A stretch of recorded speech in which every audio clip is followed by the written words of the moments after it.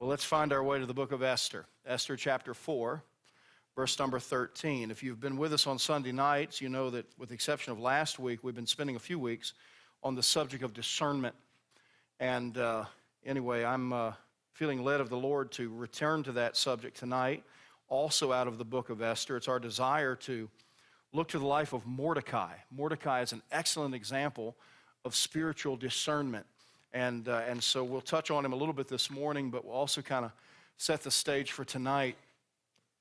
Mordecai and his example of discernment. The book of Esther, it's been rightly said, could just as easily have been titled the book of Mordecai, because there's actually more mention of Mordecai than there is Esther. And one of the things we're going to look at tonight is a lot of the good things that we see from Esther can be attributed to the influence of Mordecai. And there's something to take from that, even if you can't be with us tonight. Take this. Your influence can bring greatness out of other people. And so keep that in mind as to how important it is that we be people of discernment for the sake of others, if nothing else. The events of Esther occur in the neighborhood of 65 years after the Jews are permitted to go back to their homeland by King Cyrus. Now, not all of them went. Many of them opted to stay in Persia under the reign of the Medo-Persians. And what we have here is we have a group of Jews that have done that, and they're still in actually Shushan. The name of God is nowhere mentioned in the book of Esther, and that causes some people problems. But his providence is all through it. Now let's talk about providence for a minute. It's been said that providence means when God provides in advance. I think that's a good way to remember that, when God provides in advance. Let me give you a couple of other definitions. I favor one over the other. Strong said that providence is that continuous agency of God by which he makes all events of the physical and moral world fulfill the original design with which he created it. Now that sounds great, but that's a mouthful, isn't it? There's a whole lot there. Here's the one I like the best, and I don't know who to give credit. It's anonymous, at least as far as I've studied. That providence is the hand of God in the glove of history. I like that one. The hand of God in the glove of history. Benjamin Franklin said that God governs in the affairs of men, and he does. Now, that's not a fatalistic viewpoint. God does give us a free will and lets us make choices, and we live with the consequences of those choices. But you can't tell me, if you're an intellectually honest student of history, you can't tell me that there's evidence throughout the 6,000 years of recorded history that God stepped in and supernaturally dealt with a situation. Can I give you maybe one example? How about the Spanish Armada? There is no way in the world the Spanish Armada should have lost to Queen Elizabeth and her fleet. But they did. You know why? Because God was provident in that. Now, I'm not trying to be unkind, but Catholicism is wrong doctrine. It emphasizes a gospel of works. And had the Spanish Armada won that day, most of the world would have been Catholic. God stepped in and he superintended over that. Now, I'm not one of these nationalist Christians that believes God favors America over others, although if you're honest, has God blessed America in a way he hasn't blessed anybody else? He sure has. But can I tell you something? That America is a free nation is the providence of God. No way in the world we should have beat the British. But we did. We did. That's the providence of God. And many of us can look back over our own lives, and we didn't see it at the time. We didn't recognize it at the time, but we now see things in our lives that was nothing short of God interjecting himself into our lives and placing us where we needed to be. You think it's an accident? You think that it's some kind of coincidence that the head of your pulpit committee was my wife's pastor when she was a child?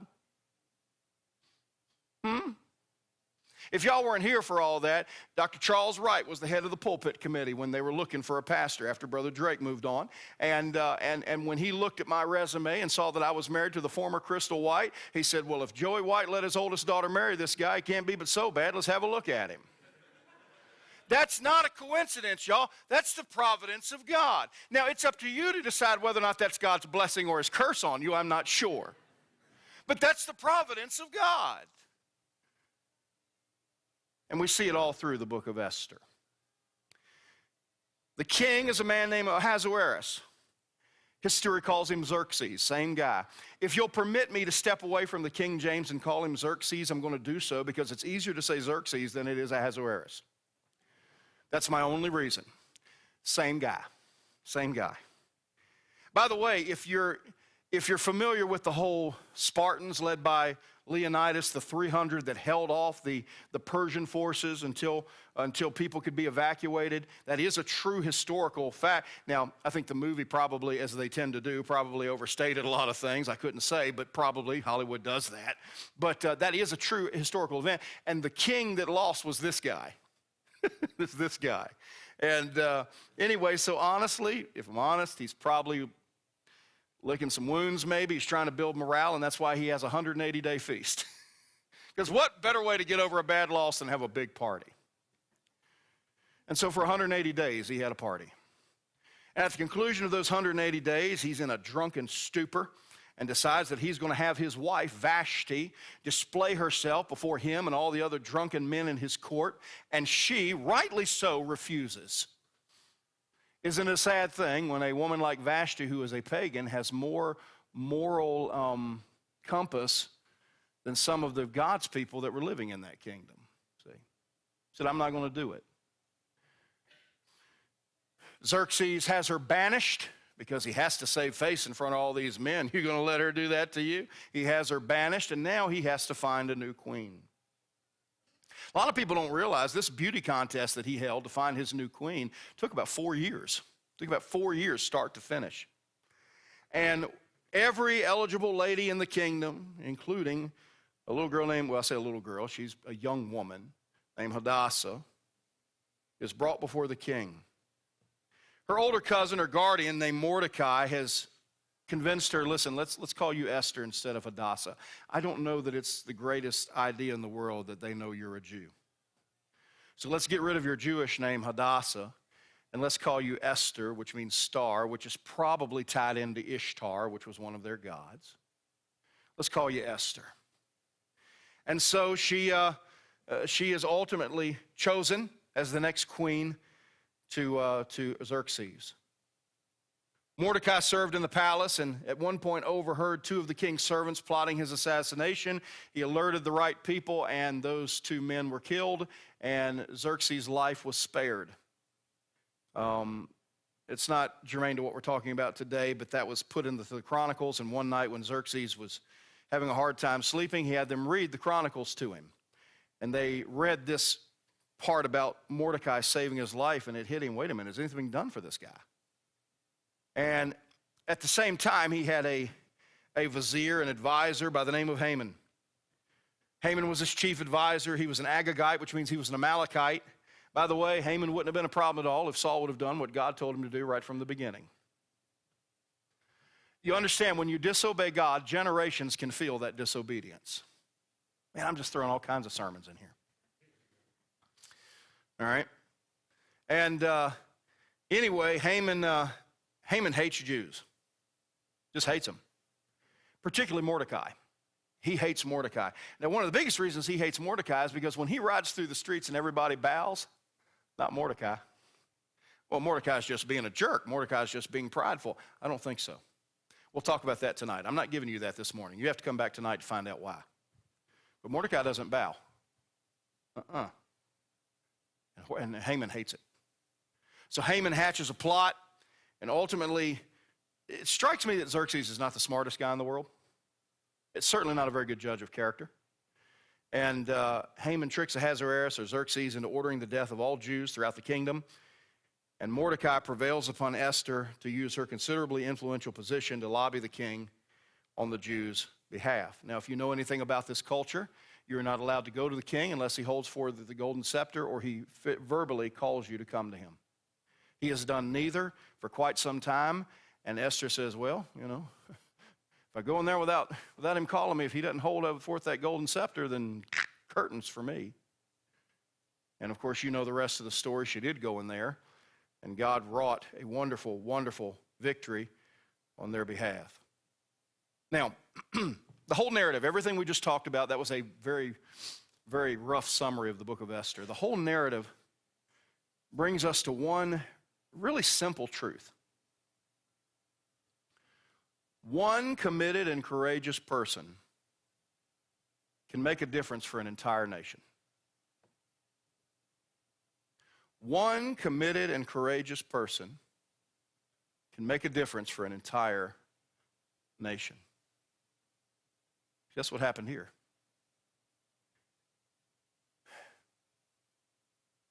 Our nation needs people of courage.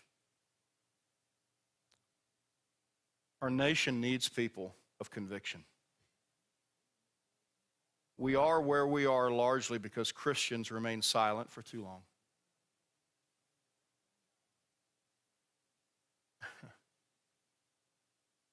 There's just certain things we're not allowed to talk about. When Obergefell v. Hodges was decided and gay marriage became, for all intents and purposes, the law of the land, Christians started out warning people that this was going to open a Pandora's box to all kinds of ungodly things. And we were shouted down, and we allowed ourselves to be shouted down. Oh, that's ridiculous. That's unreasonable. Y'all are just being, that's crazy. People just want to love as they love, and they just want the same rights as everybody else and all of that. And yet now we have a president that has openly said that young children should be allowed to be mutilated if they think themselves to be of another gender, that they should have access to those procedures that alter their physical makeup. I'm talking about young children. Let me go on record. That is godless and wicked and satanic. Okay? But we don't want to say anything because we don't want to be called xenophobes and all of that. If we don't say something, understand something, they're coming after our children. High-level people at Disney have been very open about the fact that they'd like 50% of their programming to feature people in the LGBTQ and so on spectrum. But we don't want to be xenophobes. I'm not saying you be unkind to people. I'm not saying you look for fights. But if we're not going to stand for the truth, if we're not going to have courage and conviction, please tell me who will. Don't worry, Mr. Trump will save us. No, he won't. No, he won't. Mr. DeSantis will not save us. Mr. Biden most certainly will not. We're looking to people. We're looking to solve spiritual problems with worldly means, and it doesn't work. We are living in a nation right now that is by the minute growing more and more pagan, more and more godless, more and more wicked, more and more dangerous. And just as the Jews here in the Medo-Persian Empire were in danger of being completely eradicated, we may not be in danger right now of being physically eradicated, but I'm going to tell you, there's people that want our witness and our testimony destroyed. And if we're not careful, we're going to let them. We're going to let them. And so I think we would do well to take some time and look at this passage of Scripture and see three keys to saving a nation. Three keys to saving a nation. Andy, I think America's too far gone. It may be. But as long as I'm here and as long as I have breath, I have the responsibility to fight for it. It's up to God to decide when it's over. And until we're out of here, it's not over. I'd remind you that things are in pretty bad shape at both of the Great Awakenings, too. We have this idea that sin has just now showed up. Oh, no, it's always been around. We're just more aware of it because we have more ways to view it.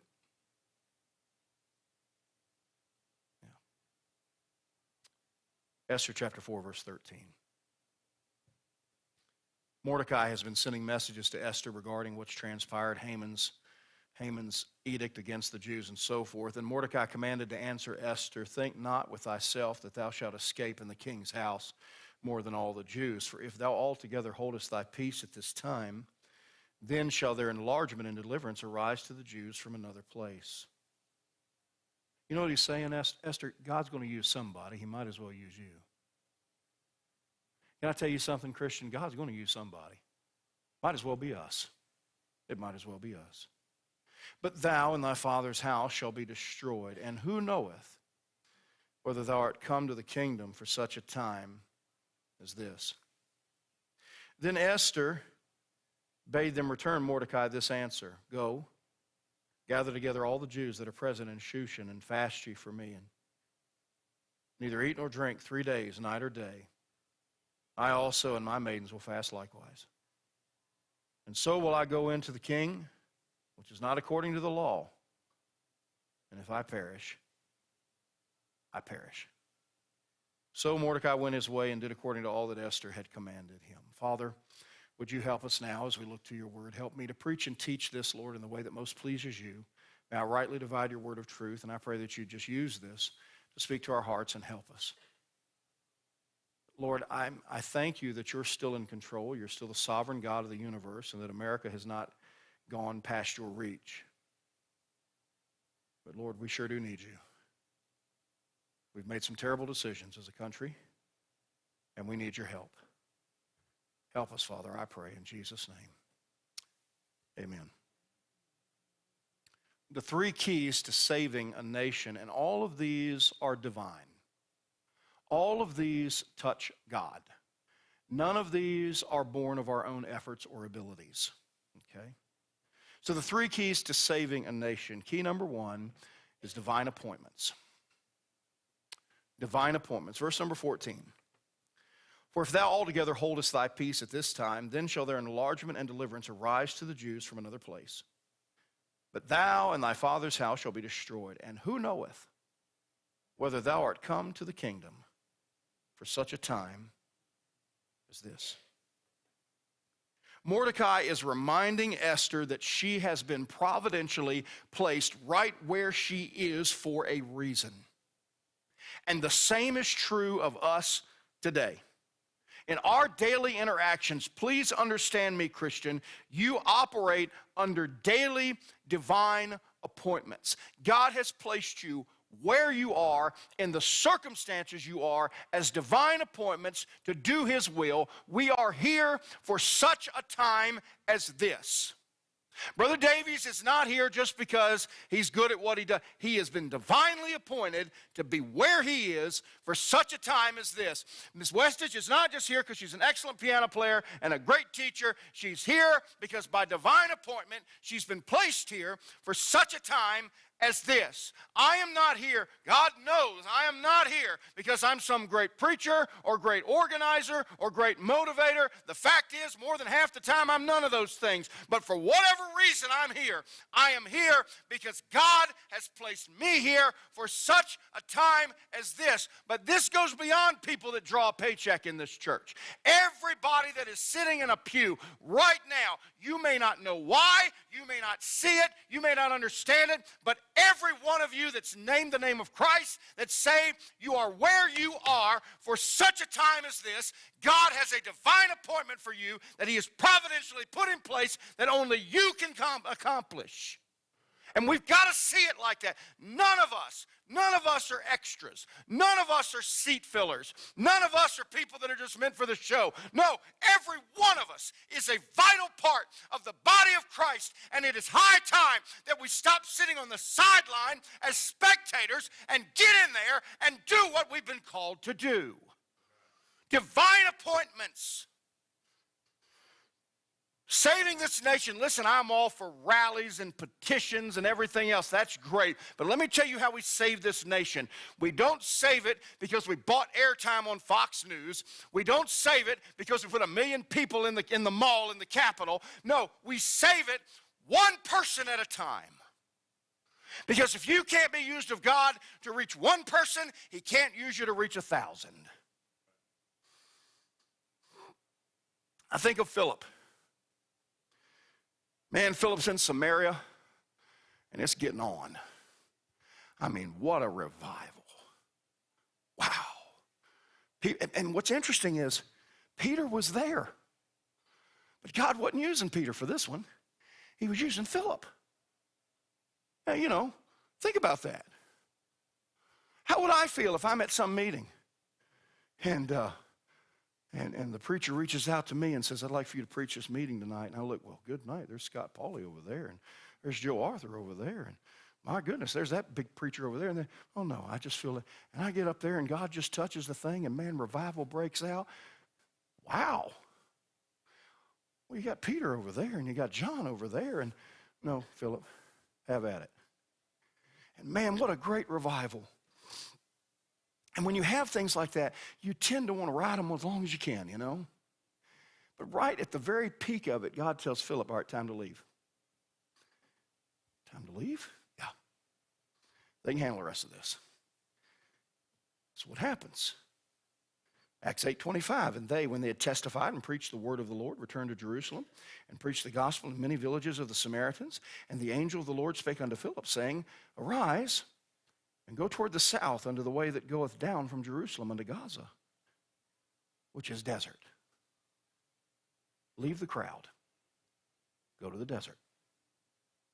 And he arose and went, and behold, a man, singular, of Ethiopia, an eunuch of great authority under Candace, queen of the Ethiopians, who had the charge of all her treasure, had come to Jerusalem for to worship, was returning, and sitting in his chariot read Isaiah the prophet.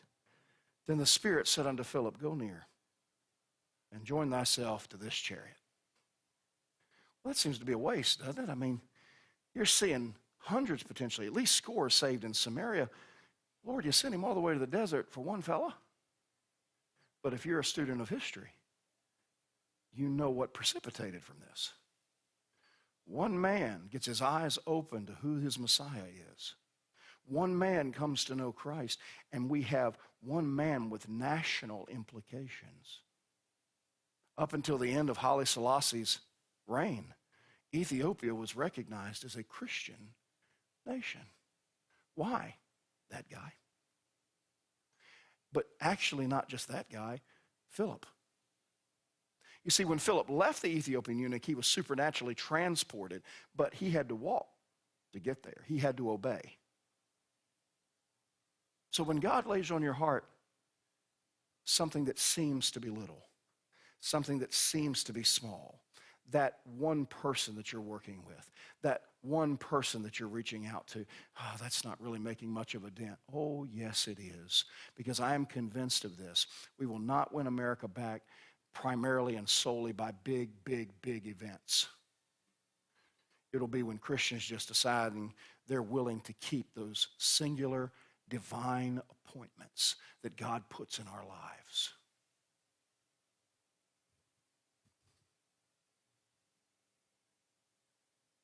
If you want to save this nation, it begins with divine appointments. And then you better believe you're going to need divine assistance.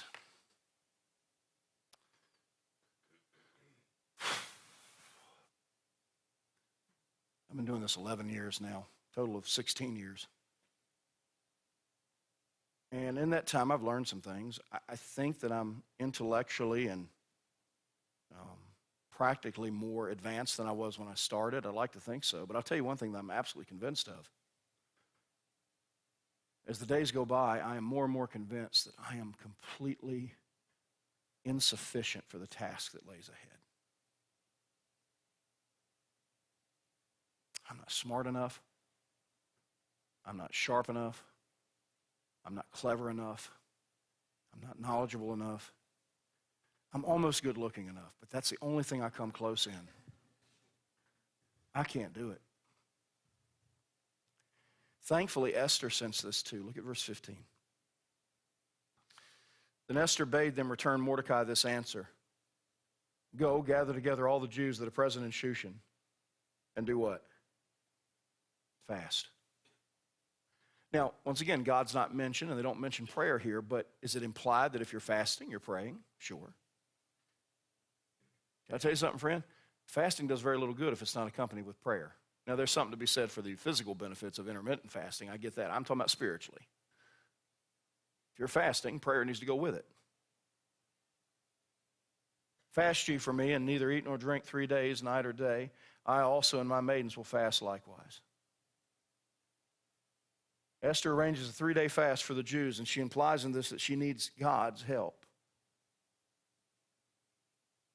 And so often we attempt feats, whether they're great or small, with no thought of how badly we need divine assistance. The biggest feat that I have attempted in all of my ministry is the building of the Family Life Center. There's nothing crazier I've attempted than that. And I'm reminded periodically, so y'all don't know this about me, but I do have a talent. I can turn on the charm, and I can be a bit of a salesman. I work hard not to do that. I don't ever want to lean on that. But I've been known to talk myself in and out of situations. And I'll bet you we could get on the phone and start calling people and start talking about tax write-offs and everything else. I bet you we get a little bit of money in the bank for this thing. And it wouldn't be God. Because while it might get a little bit of money in the bank, I'm telling you right now, there is no way, humanly speaking, we're going to get this thing done. We're going to need some divine assistance. And every time I start getting a little bit down about that, God sends me some kind of token for good, some kind of little, as some of you call, God winks. Let me know He's still on top of this thing. You know? Divine assistance. Can I tell you something, friend? No matter what you're trying to attempt for God, I don't care what it is, it's impossible. Remember what Jesus said, without me, you can do nothing. Oh, no, I'm going to convince my loved one to get saved. No, you're not. That has to be God. Oh, I'm going to get over this sickness. No, you're not. That has to be God. I'm not saying we shouldn't put forth effort, but we got to understand our effort is nothing. It is futile without God's assistance. Now listen, if there's anybody that can affect a change in this community, it's Esther. She's the queen. And yet she understands, I can't do this. It's going to have to be God. And so she fasts. I think of Solomon. What was Solomon's attitude that catapulted him to the level of wisdom that he enjoyed? And now, O Lord my God, thou hast made thy servant king instead of David my father. I'm but a little child, I don't know how to go out or come in. And thy servant is in the midst of thy people, which thou hast chosen, a great people. It cannot be numbered nor counted for multitude. Give therefore thy servant an understanding heart to judge thy people, that I may discern between good and bad. For who is able to judge this thy so great a people? And the speech pleased the Lord that Solomon had asked the thing. Solomon had no shot at having the wisdom that he needed until he first understood he can't do anything without God. If we want to reach America, if we want to save this nation, it begins by keeping those divine appointments. No matter how small they may seem, keep those divine appointments. And then seeking divine assistance. Now here's the third one. And this one's the toughest one. Divine assassination.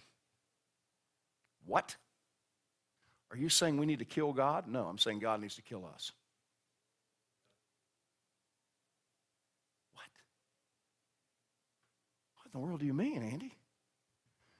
Verse 16. She says, I also and my maidens will fast likewise, and so will I go in unto the king, which is not according to the law. And if I perish, I perish. The point at which Esther comes is not the place where she is just prepared to die.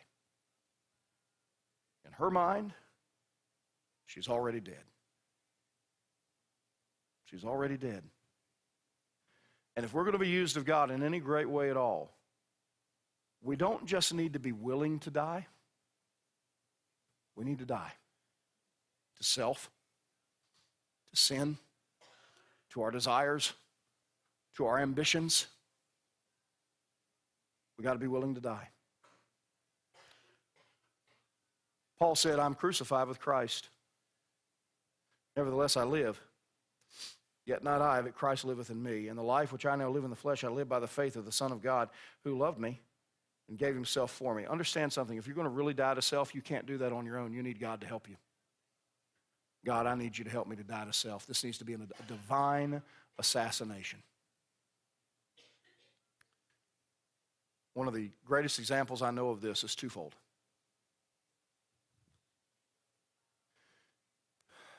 I had ended a relationship, and a gentleman at my first church had told me, sometimes people intend to be helpful, and what they actually say is not. And at this time in my life, I pastored for 5 years without being married, and really didn't have any real relationship until the very end of that pastorate. And in the course of those 4 years prior, one gentleman, as he was leaving, shook my hand on his way out. And I don't know to this day, I don't know what he had on his heart and why he felt the need to say this. But he said, Pastor, at your age, statistically, you're probably never going to get married, so just go ahead and accept it.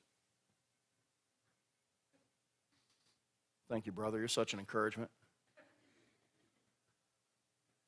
Now, some people are given the gift of singleness, but it's been my experience and my observation that if you don't want to be single, you don't have the gift of singleness. So if any of you are thinking, I don't want to be single, okay, then you don't have the gift of singleness, not yet. And anyway, I got reconnected with a girl that I knew in the past, and we put together a relationship, and it was a good one. There's nothing wrong with her. She was a good girl. She loved the Lord and all of that. But it became evident to me after I'd left my church, God wasn't in it. Once again, it wasn't she was a bad person. It wasn't that I was a bad person. God wasn't in it. And honestly, what that guy said resonated in my mind and heart, and he wasn't wrong statistically. I thought, man alive, if I turn loose of her, that may be my last shot. I better know. I better know it's not God's will. And I remember sitting down on my deck, well, my mother's deck. I was staying with my mother at the time, and I sat on that deck. I was just broken. I said, God, I don't want to be single. I'm lonely. I've just probably given up my last shot. And you get to be a certain age, and when you're a certain age and you're single, you're either cool or you're creepy. And I'm not very cool.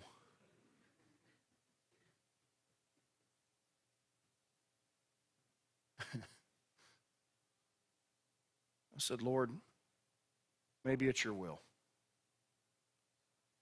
And Father, you know my heart. I don't want to be single, but it's your will. If it's your will, if you'll help me, if you'll kill this desire in me, then I surrender. God knows my heart. I meant it with all my heart. I surrender to whatever your will is. And I died to it.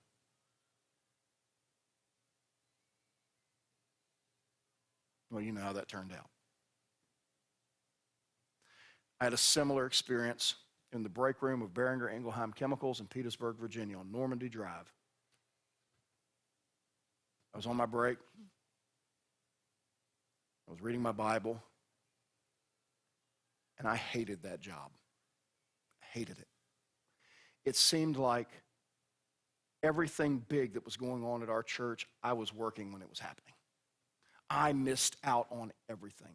I couldn't teach a Sunday school class. I couldn't work with any consistency in any ministry in the church because I worked shift work, swing shift, on and off, and I could never get involved in anything, and it drove me crazy. And I missed it, and I wanted to be back in ministry, and I wanted to preach again. I wanted to pastor again, and it just seemed like it was getting farther and farther away. And I sat in that break room just crying, and I said, God, you know that I want out of this. I don't want to be here. I want to be back in ministry, but God, if this is where you've put me, if I have a job here to do beyond making chemicals, if I have something here for which you placed me here, Lord, if you'll help me to kill this desire, Lord, if you'll assassinate it in me, then I give up whatever you want, Lord. If this is my job, I surrender to it.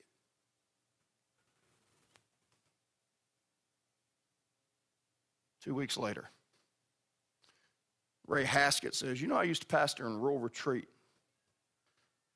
I said, where's that? He said, well, you know where Whitfield is? Kinda. I think I've been through there a couple times. We stop and get gas there. Anyway, it's about 15 minutes from where I used to pastor. There's a church that's without a pastor. You want the information? Okay. So I sent my information. And you know the rest of that story. I'm telling you, there's not one time in my life that I've had the good sense to let God kill something in my life that he hasn't brought me back something better. Not once. What are you holding on to right now that you need to let God assassinate in your life? You just need to go ahead and die to it. Because let me tell you something. It may even be something that's not wrong, but it may be keeping you from what God has that's best. And if we're going to reach this nation for Christ, it is not going to be lukewarm Christians that are halfway in the fight. It's going to be people that have been willing to die, willing to lay aside whatever. If I'm going to be the preacher that I ought to be, if I'm going to be the expositor of the Word of God that I ought to be, then I can't sit and watch TV all day. I can't occupy myself with lesser things that may not be wrong, but they keep me from the greatest things. I have to be willing to assassinate anything in my life that keeps me from God's best. Well, it's not wrong what I want to do. I'm not asking if it's wrong. I'm asking you, is it best? You got to pass a test to pass that grade? I'm sorry. What's best is studying. It's not wrong to play Legos, but if you're playing Legos instead of studying, then you ought to fail it.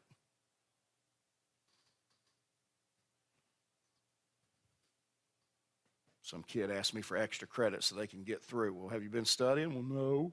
Well, then no extra credit for you. You got to be willing to die to things. What are you willing to give up to get God's best, huh? What are we willing to give up to have revival? What are we willing to give up to see that lost person saved? What are we willing to give up to see America turned around? I'll tell you why we're not where we ought to be. Because we've got too much of our flesh that's alive.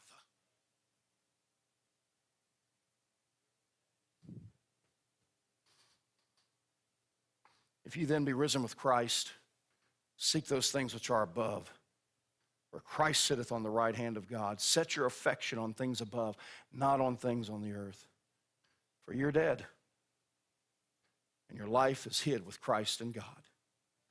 When Christ, who is our life, shall appear, then shall he also appear with him in glory. Mortify, therefore, your members which are upon the earth. Well, Andy, I've tried to kill things in my life. I've tried to give it over and let God mortify these things and assassinate these things in my life, and they keep popping up. Then follow Paul's good advice in 1 Corinthians 15. He said, I die daily. Kill it again. Because you know what my problem is? My problem isn't putting things in God's hands. My problem is taking them back. I'm so good at putting things in God's hands, I've done it over and over and over and over and over. You know? It's like the guy says, I don't have a problem quitting smoking. I've done it 30 times. You know?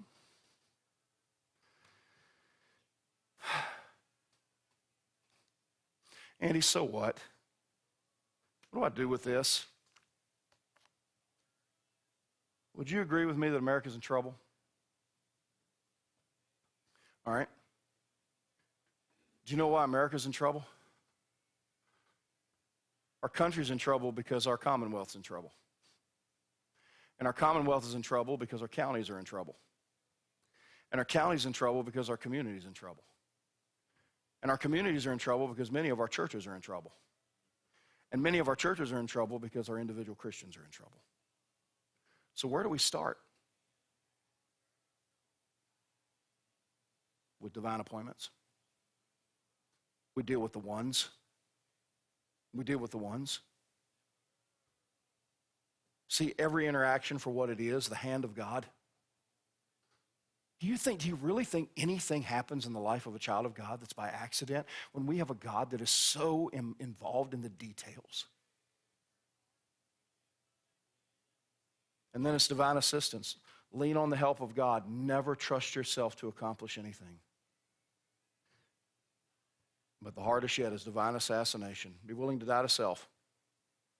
Crucify your desires and ambitions on the cross of his will. Because when we do that, divine appointments, divine assistance, divine assassination, then we have the tools we need to be used of God to save this nation. Let's stand with our heads bowed and our eyes closed.